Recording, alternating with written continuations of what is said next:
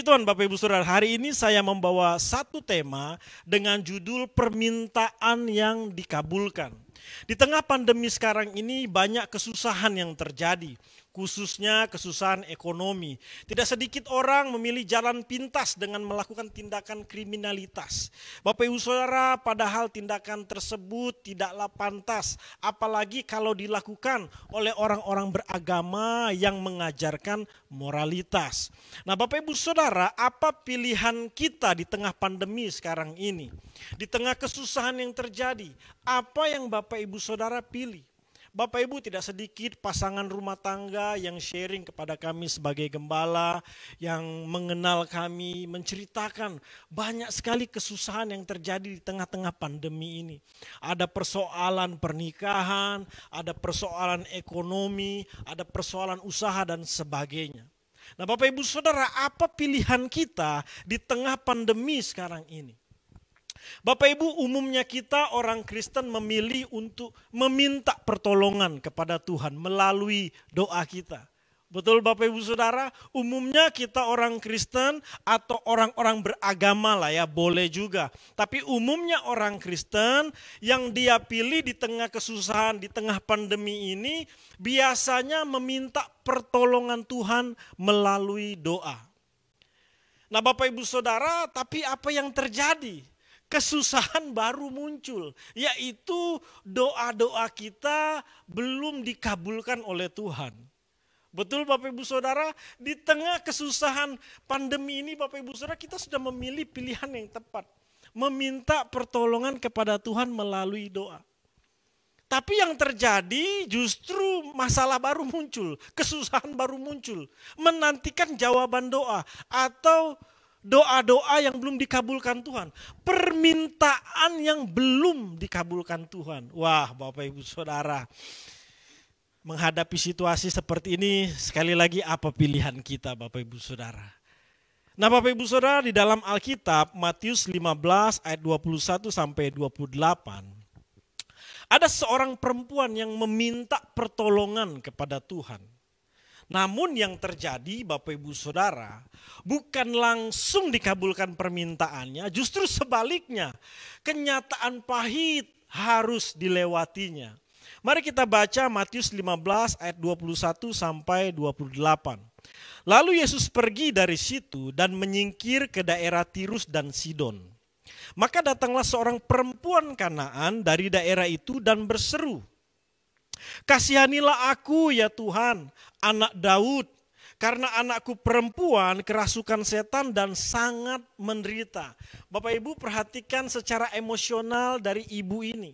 Anaknya perempuan, dia seorang ibu sakit. Wah, pasti sangat emosional sekali ketika meminta pertolongan kepada Tuhan. Betul Bapak Ibu? Tetapi Yesus sama sekali tidak menjawabnya. Lalu murid-muridnya datang dan meminta kepada Yesus, suruhlah ia pergi. Ia mengikuti kita dengan berteriak-teriak. Jawab Yesus kepada perempuan ini Bapak Ibu, "Aku diutus hanya kepada domba-domba yang hilang dari umat Israel." Tetapi perempuan itu mendekat dan menyembah dia sambil berkata, "Tuhan, tolonglah aku." Tetapi Yesus menjawab, "Tidak patut mengambil roti yang disediakan bagi anak-anak dan melemparkannya kepada anjing." Kata perempuan itu, "Benar Tuhan, namun anjing itu makan remah-remah yang jatuh dari meja tuannya." Maka Yesus menjawab dan berkata kepadanya, "Hai ibu, besar imanmu, maka jadilah kepadamu seperti yang kau kehendaki." Dan seketika itu juga anaknya sembuh. Bapak Ibu udah jauh-jauh datang kepada Yesus, belum lagi mungkin cuaca waktu itu terik karena di daerah timur panas yang bolong, sendirian datang kepada Yesus dengan perasaan emosi yang bergejolak. Bapak Ibu Saudara, bukan langsung dikabulkan permintaannya, perempuan tersebut mengalami kenyataan pahit. Perempuan tersebut meminta pertolongan kepada Tuhan Yesus, tapi yang terjadi permintaannya tidak langsung diterima. Bukan hanya permintaannya saja, bahkan diri dari perempuan ini juga dia tidak langsung dikasihani, dia tidak langsung diterima. Doanya, permintaannya tidak langsung dikabulkan, Bapak Ibu Saudara. Dan sebaliknya, dari ayat yang kita baca, dia ditolak dan justru dihina. Dari pengalaman perempuan Kanaan ini, saya belajar sesuatu. Yang pertama saya belajar, permintaan yang baik belum tentu langsung dikabulkan. Tidak ada yang salah dengan permintaan ibu ini. Anaknya yang perempuan sedang sakit, sakitnya serius. Dia meminta pertolongan kepada Tuhan. Bukankah ini permintaan yang baik dari seorang ibu? Tapi dari sini saya belajar, permintaan yang baik belum tentu langsung dikabulkan. Di tengah-tengah kesusahan mungkin kita sedang berdoa, Tuhan, tolonglah Tuhan, sudah sekian waktu pandemi, tapi usaha belum juga ada kenaikan, belum juga ada kelancaran, ekonomi makin seret Tuhan. Di tengah-tengah pandemi Bapak Ibu saya minta pertolongan sama Tuhan, tolong suami saya Tuhan, aduh kemarin-kemarin gak begini kelakuannya, tapi kok begini ya Tuhan. Dan masih banyak lagi permintaan kita kepada Tuhan di tengah-tengah kesusahan yang kita alami. Tapi Bapak Ibu Saudara, saya belajar sesuatu dari perempuan ini. Permintaan yang baik belum tentu langsung dikabulkan. Yang kedua saya belajar, permintaan yang baik belum tentu sama dengan realitanya. Perempuan ini punya ekspektasi, bisa saja dia berharap dengan ketemu Yesus, permintaannya langsung dikabulkan, lalu sesuai dengan realita yang ada. Loh, Tuhan kan dikenal guru yang baik, ya, dia pengajar, dia adalah tokoh yang sangat dikenal menyembuhkan banyak orang. Kenyataannya kan seperti itu, dia punya ekspektasi Bapak Ibu Saudara. Tapi apa yang terjadi? Permintaan yang baik belum tentu sama dengan realitanya. Justru realita yang ada dia harus mengalami kenyataan pahit, ditolak dan dihina. Permintaannya tidak langsung diterima, permintaannya tidak langsung dikabulkan. Bahkan dia Bapak Ibu Saudara tidak langsung dikasihani oleh Yesus. Permintaan yang baik belum tentu sama dengan realitanya. Kita udah minta-minta tolong sama Tuhan. Tapi kok realitanya malah tambah parah ya? Kok jadi gini Tuhan?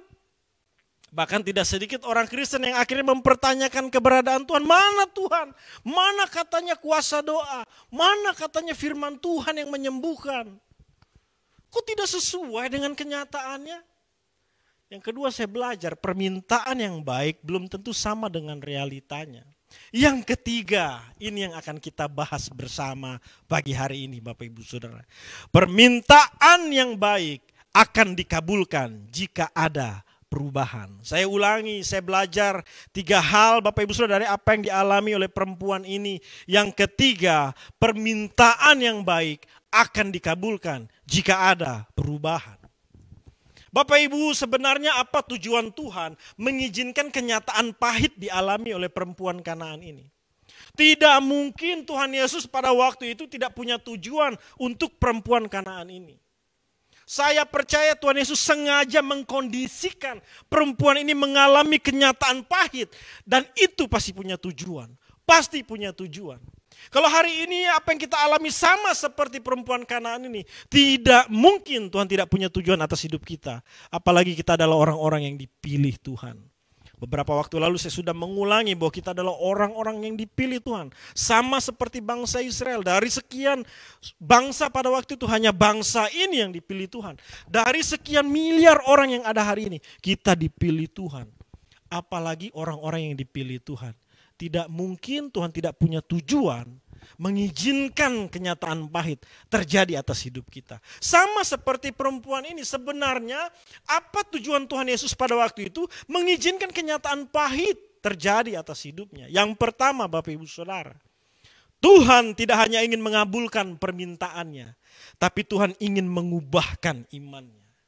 Tujuan Tuhan pada waktu itu mengizinkan kenyataan pahit dialami oleh perempuan Kanaan ini. Karena Tuhan punya tujuan. Tuhan tidak hanya mau mengabulkan permintaannya, tapi Tuhan mau mengubahkan imannya. Bapak Ibu Saudara, bangsa Kanaan merupakan musuh dari bangsa Israel. Sejarah mencatat bahwa beberapa kali bangsa Israel perang dengan bangsa Kanaan. Termasuk perempuan ini di mata para murid, di mata Yesus, sejarah mencatat bahwa bangsanya, bangsa Kanaan, pernah menjadi musuh dari bangsa Israel. Selain musuh dari bangsa Israel, bangsa Kanaan adalah penyembah berhala dan tidak mempercayai Allahnya bangsa Israel. Mereka menyembah dewa-dewa dan tidak mempercayai Elohim Yahweh yang disembah oleh bangsa Israel. Jadi kurang lebih Bapak Ibu Saudara, kurang lebih iman dari perempuan ini ya seperti itu.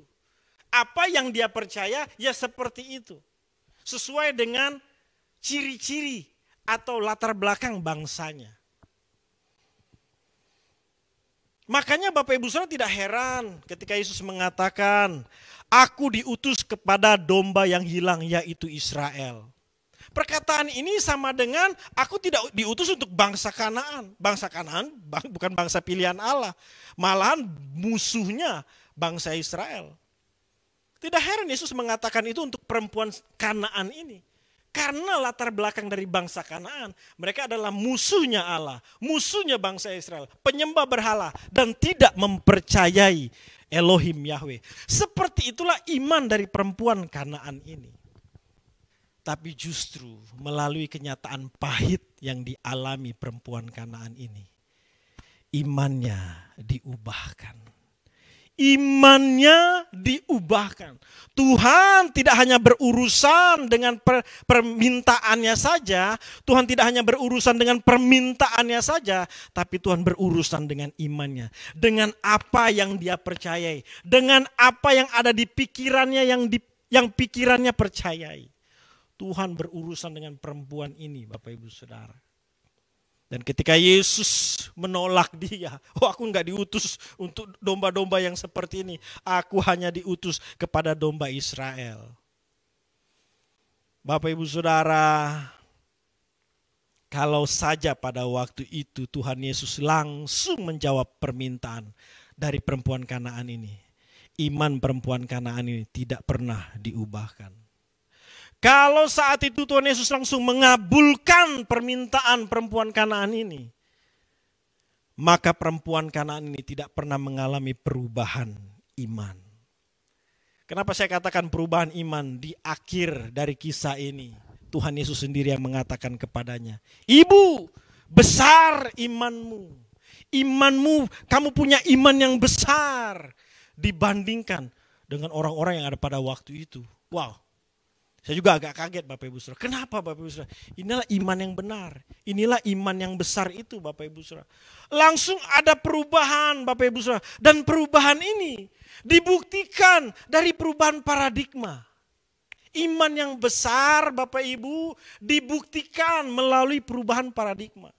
Seorang tidak bisa mengatakan aku punya iman yang besar, imanku besar, kalau tidak ada perubahan paradigma, perubahan cara berpikir. Perempuan ini waktu ketemu Yesus, Bapak Ibu apa yang dia alami? Sekalipun dia ditolak, sekalipun dia mengalami kenyataan pahit, paradigmanya berubah. Dari cara berpikir lama, bangsa Kanaan, bangsa penyembah berhala, musuh bangsa Israel.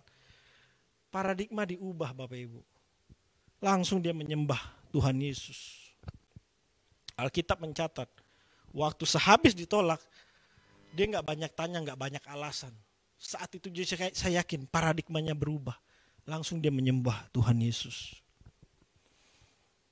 Dari perempuan Kanaan yang tidak percaya kepada Elohim Yahweh, menjadi percaya. Dari perempuan Kanaan yang menyembah berhala, menyembah dewa-dewa, menjadi penyembah Tuhan. Dari perempuan Kanaan yang punya cara berpikir yang lama, iman yang lama, diubahkan punya iman yang besar.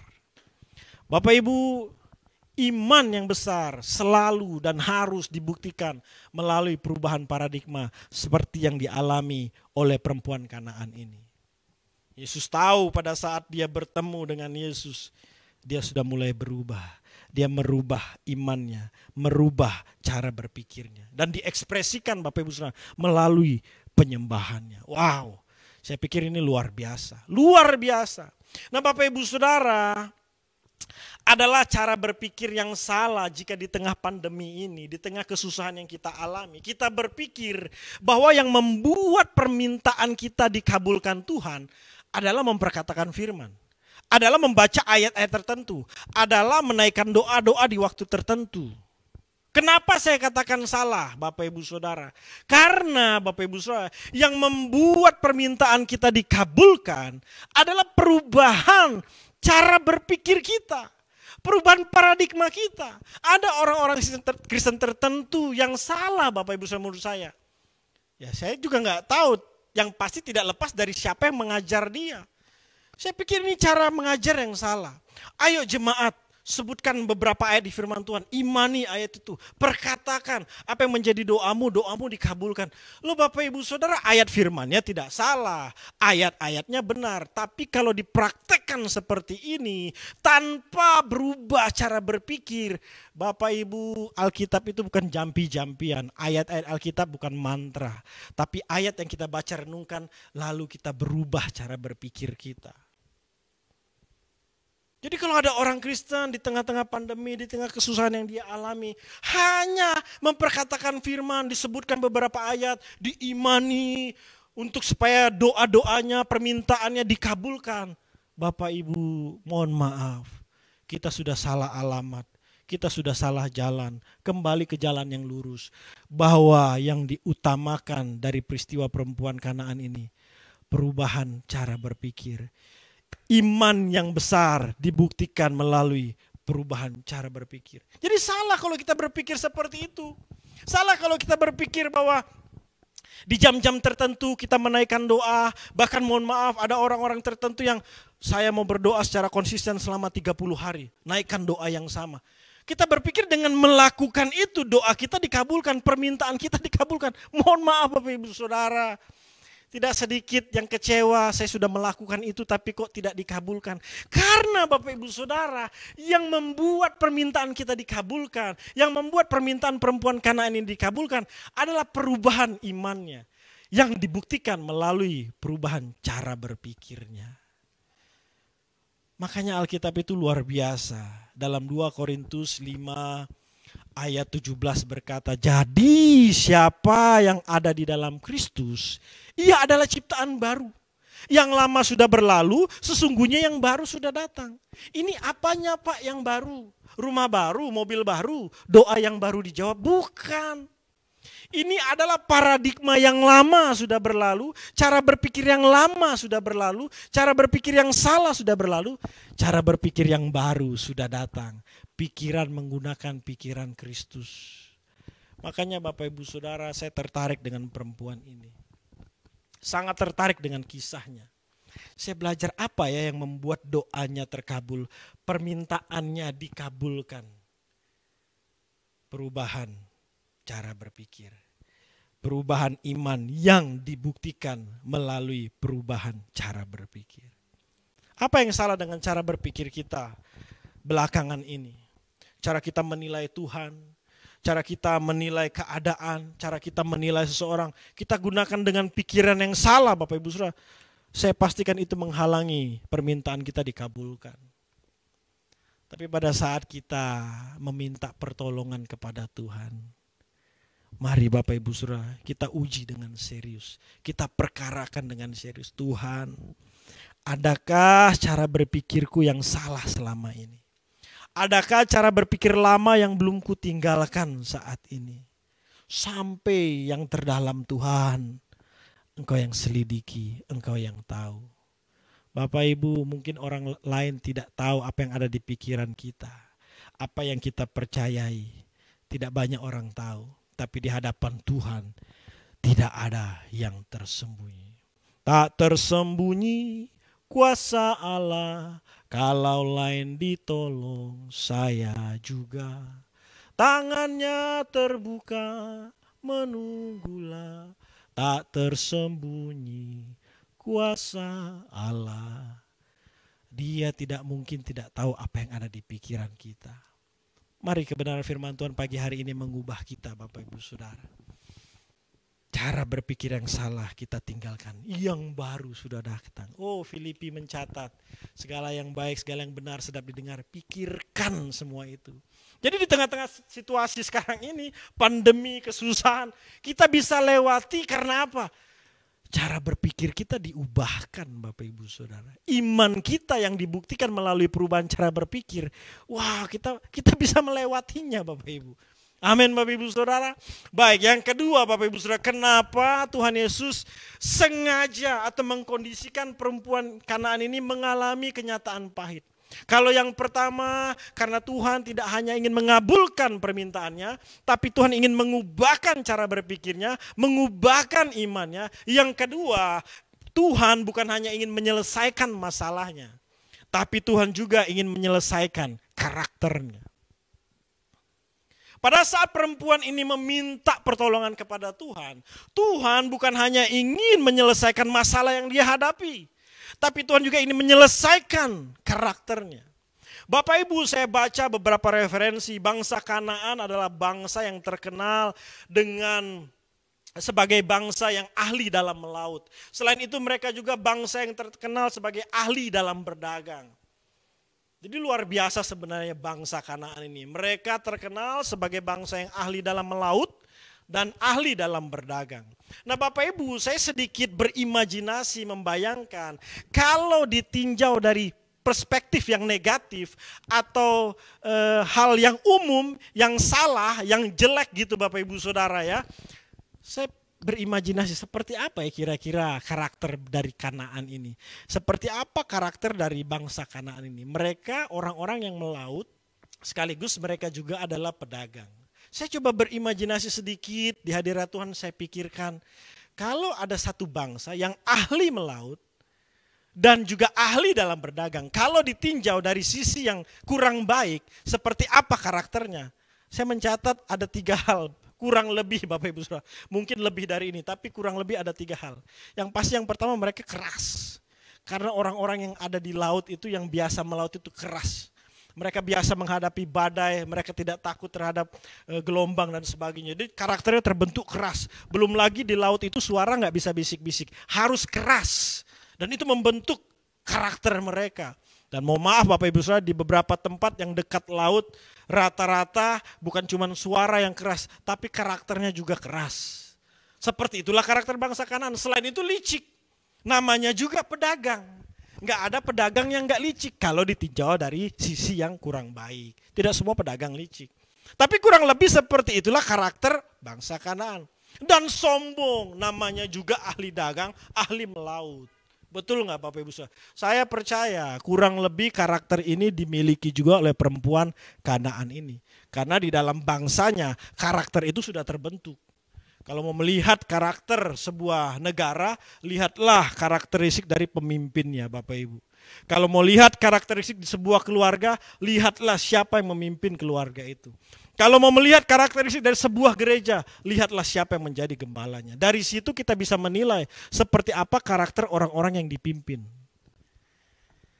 Bapak Ibu saudara menangkap sesuatu di sini? Nah kurang lebih seperti inilah karakter dari perempuan Kanaan ini.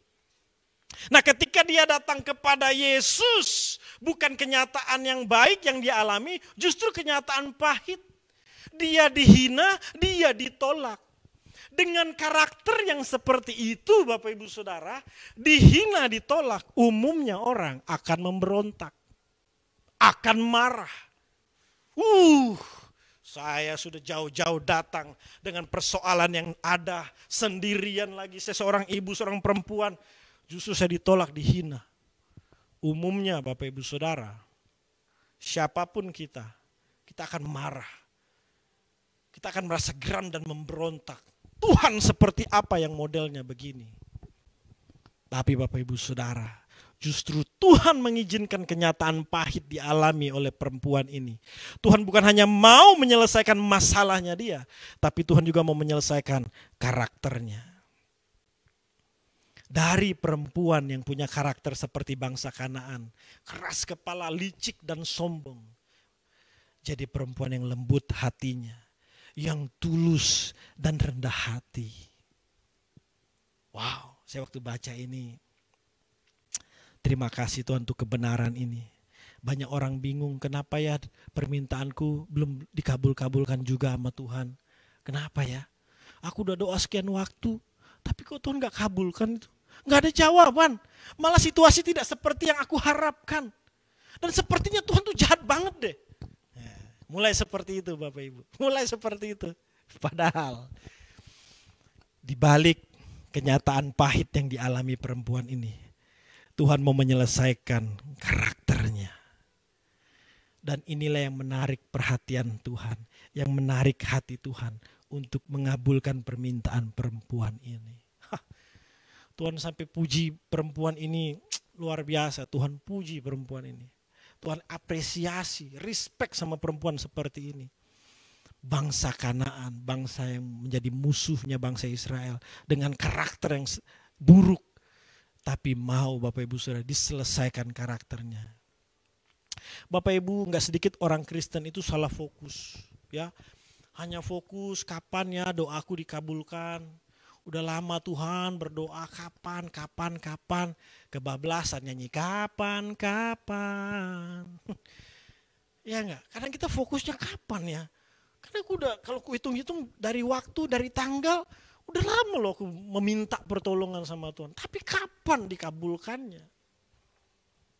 Bahkan kita fokus kepada kegiatan-kegiatan rohani yang sudah kita lakukan. Aku kan sudah baca Alkitab, sudah memperkatakan firman, sudah rajin ke gereja, sudah melayani. Kita fokus ke situ, kita berpikir bahwa apa yang kita lakukan itu dapat mengabulkan permintaan kita. Salah fokus Bapak Ibu, salah fokus. Bapak Ibu pernah melihat kalau orang salah fokus? Iya, saya pernah mengalami peristiwa yang menurut saya lucu. Dari jauh saya melihat dari belakang, ini seperti teman saya. Dari belakang, saya ada di belakang dia, saya jalan. Maksud saya mau kagetin dia Bapak Ibu. Saya sudah fokus ini. Wah ini teman saya nih. Ada di depan sini, depan saya. Waktu saya kagetin, saya kaget Bapak Ibu. Berbalik, kaget saya lihat. Bukan ternyata. Fokusnya cuma dari belakang doang. Kelihatannya mirip, padahal bukan. Dan Bapak Ibu Saudara kalau salah fokus gitu apa yang terjadi? Ya malulah kita, kagetlah kita.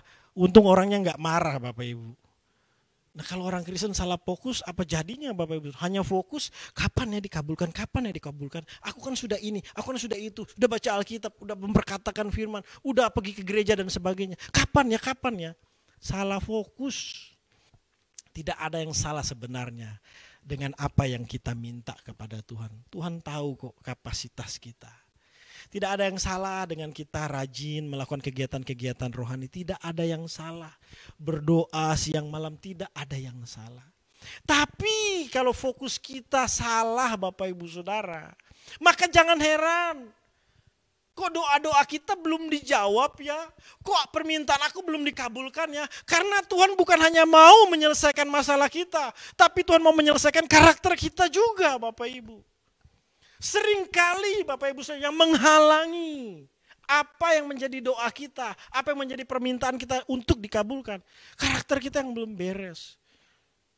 Bapak Ibu 98 saya ingat sekali perjalanan pertama saya mengenal Tuhan. Wah itu masih nol bahkan minus. Lalu mulai bertumbuh, belajar kebenaran firman Tuhan, masuk dalam dunia pelayanan, belajar beberapa pengajaran dan sebagainya. Bapak Ibu saya menyimpulkan satu hal Bapak Ibu Saudara, saya menyimpulkan satu hal. Tanpa perubahan karakter, sia-sia loh semuanya. Sia-sia. Tanpa perubahan karakter sia-sia loh. Kita udah ikut Tuhan sekian waktu ya. Kita coba flashback perjalanan kerohanian kita. Wah dari nol bahkan minus mengenal Tuhan. Belajar kebenaran firman Tuhan. Kita belajar beberapa pengajaran dan lain sebagainya. Baca buku. Punya pengetahuan teologi yang baik. Saya simpulkan satu hal, tanpa perubahan karakter. Sia-sia Bapak Ibu Saudara. Saya tidak mau menilai secara berlebihan karakter Bapak Ibu Saudara seperti apa. Karena saya pun masih banyak cacatnya. Saya pun masih banyak tambalan-tambalan yang harus dipoles, diganti dengan tambalan yang dari Tuhan. Jadi cantik. Harus saya akui. Tapi Bapak Ibu Saudara, saya bisa pastikan, kalau kita setia ikut Tuhan, kalau kita sungguh-sungguh ikut Tuhan, serius, lama-kelamaan karakter kita diubahkan Bapak Ibu. Dan kalau karakter kita diubahkan, jangan heran apa yang kita minta, kok dikabulkan ya. Bahkan belum minta loh, sudah dikabulkan. Bisa seperti itu. Tapi jangan fokus soal dikabulkannya. Jangan fokus kapan masalahnya selesai. Ayo fokus Bapak Ibu. Ya fokus. Ini saya mau beritahu Bapak Ibu Saudara ya. Betapa tragisnya Bapak Ibu Saudara. Saya melihat beberapa orang. Ada orang-orang tertentu yang saya lihat. Kan kalau di ujung tahun ini kan kita udah bentar lagi nggak berasa nih Bapak Ibu. Ada di ujung tahun kita akan meninggalkan 2020. Umumnya atau biasanya kan memasuki tahun yang baru itu menjelang bulan-bulan terakhir. Kalau orang dagang tuh rame ya. Kalau orang kerja itu di kantor mulai evaluasi, memplanningkan hal-hal yang ke depan. Kalau sebuah keluarga tuh mulai mikirin mau liburan kemana. Intinya memasuki semakin ada di ujung tahun, ada kebahagiaan, ada sukacita yang dialami Bapak Ibu. Betul nggak? Jadi pas masuk tahun baru, wah kita masukin kaki kita di tahun yang baru dengan kebahagiaan. Karena di tahun kemarin, di ujung tahun kita mengalami hal yang membuat kita bahagia. Tapi saya melihat beberapa orang, harus mengalami peristiwa-peristiwa, kejadian-kejadian, di ujung tahun. Macam-macam Bapak Ibu. Ada yang sakit, ada yang persoalan pekerjaan, ada yang persoalan keluarga. Saya renung Tuhan, bersyukur sampai di titik ini kami masih bisa bahagia, jemaat masih bisa bahagia. Saya melihat ada orang tertentu yang masih bisa bahagia. Tapi orang-orang seperti ini Bapak Ibu Saudara, saya lihat sedih ya. Tapi saya belajar sesuatu juga dari peristiwa yang mereka alami. Kalau saya ada di titik atau di dalam pengalaman yang seperti mereka, yang saya tahu saya harus berubah karakter saya. Iya dong Bapak Ibu Saudara, apa jadinya kalau memasuki tahun yang baru tapi dengan karakter yang lama? Maka dari itu kita harus pastikan sebelum masuk tahun yang baru, karakter lama saya harus ditinggalkan. Sama seperti yang dialami perempuan ini Bapak Ibu Saudara. Sebagai pesan terakhir Bapak Ibu Saudara, saya yakin dan percaya perempuan Kanaan ini mau berubah, bukan hanya dikarenakan anaknya yang sakit. Mungkin Bapak Ibu sempat berpikir, ya mau nggak mau dia nggak ada pilihan Pak, dia harus berubah karena anaknya sakit supaya sembuh. Enggak Bapak Ibu. Saya percaya dia mau sungguh-sungguh berubah. Dia berubah imannya, berubah karakternya, berubah cara berpikirnya. Karena dia memang memilih mau berubah. Dan pada saat dia memilih mau berubah, dan bukan sebuah kebetulan, ini peristiwa yang memang luar biasa. Dia bertemu Tuhan dan Juru Selamat. Orang kalau memilih berubah, ketemu Tuhan Yesus, benar-benar berubah Bapak Ibu. Benar-benar hidupnya diubahkan. Dan saya yakin itu, dan puji Tuhan saya mengalami itu. Bapak Ibu, Tuhan ingin melalui permintaan kita, permintaan yang dikabulkan. Bukan hanya permintaan yang dikabulkan, tapi perubahan hidup. Perubahan iman yang dibuktikan melalui perubahan cara berpikir. Perubahan karakter kita. Tuhan ingin berurusan dengan itu. Bukan hanya ingin mengabulkan doa-doa permintaan kita, tapi ingin juga mengubahkan iman kita. Bukan hanya ingin menyelesaikan masalah-masalah kita, tapi ingin menyelesaikan masalah karakter kita. Selamat berdoa, selamat meminta pertolongan kepada Tuhan. Tuhan Yesus yang mendengar dan menjawab indah pada waktunya Bapak Ibu Saudara. Tuhan Yesus mengasihi kita semua. Mari kita satu di dalam doa.